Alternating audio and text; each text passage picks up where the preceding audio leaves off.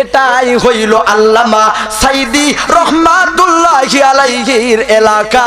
এই জায়গার ভিতরে আল্লামা সাইদি রহমাতুল্লাহি আলাইহি এই পিরোজপুরের জমিনের মধ্যে আল্লামা সাইদি ঘুমায়।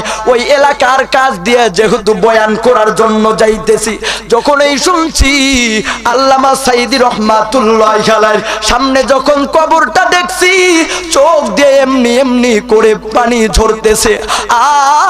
আর মনে মনে ভাবতেছি, হায় রে মানুষটাকে পুরা পৃথিবীর মানুষেরা কি পরিমাণ ভালোবাসছিল, যার প্রমাণ হইল জানাজার নামাজ। নাস্তিক বেঈমানরা চাইছিল কেউ যেন তার জানাজার নামাজ না পড়তে পারে, সবাইকে আটকিয়ে রাখা যায়, কিন্তু যারা ভালোবাসে ভালোবাসার মানুষদেরকে আটকিয়ে রাখা যায় না।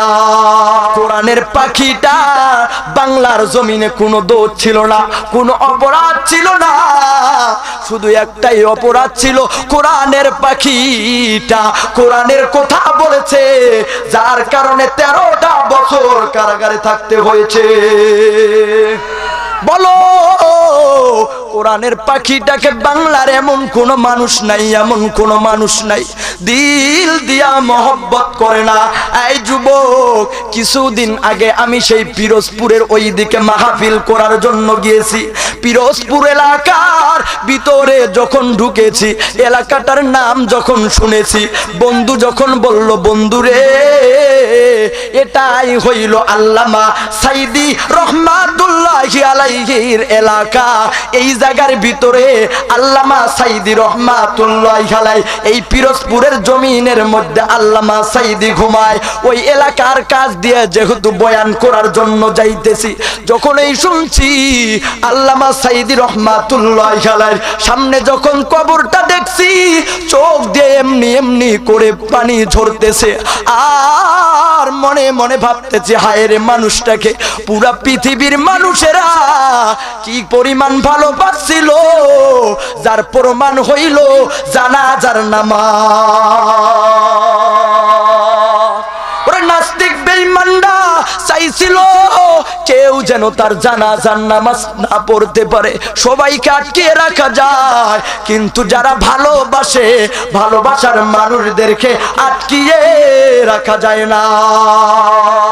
আল্লামা সাইদি রহমাতুল্লাহি আলাইহির কবরটা দেখার পরে চোখ দিয়ে পানি ঝরতেছে, আর বলতেছি, নাস্তিক বেঈমানরা কেমন কইরা পেরেছে এই কোরআনের পাখিটাকে, কেমন কইরা জেলের ভিতরে, কেমন কইরা হাত বাইদা কেমন করে শাস্তি দিয়েছে। মনটা বারবার কাঁদে।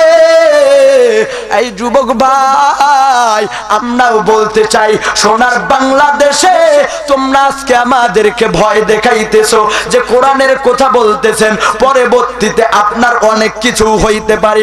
আমরা বলতে পারি, ভাই আল্লাহ যেহেতু এই ময়দানে নিয়ে এসেছে, কোরআনের হক কথা বলবো। যদি কোরআনের হক কথা বলতে যাইয়া আমার বাবার বিপক্ষ হয়ে যায়, তারপরও আমার কোনো করার নাই। কোরআনের হক কথা বলতে যাইয়া যদি আমার দেশের শাসক রাগান্বিত হইয়া যায়, তারপর আমার কোনো করার নাই। কারণ আল্লাহ তাআলা কাল কিয়ামতের ময়দানে যদি জিজ্ঞাসা করে, কোরআনের তোর একটা কণ্ঠ দিয়েছি, কণ্ঠ দেওয়ার পর তুই কোরআনের হক কথা বলতে পারো নাই, আজকে যখন ধরা হবে কিয়ামতের ময়দানে। এই জন্য বলি, এই যুবক ভাই, আমরা আসি থাকবো, ইসলামের জন্য মরবো, কিন্তু নাস্তিকের কাছে কখনো মাথা পেতে দিব না। ঠিক কিনা বলেন?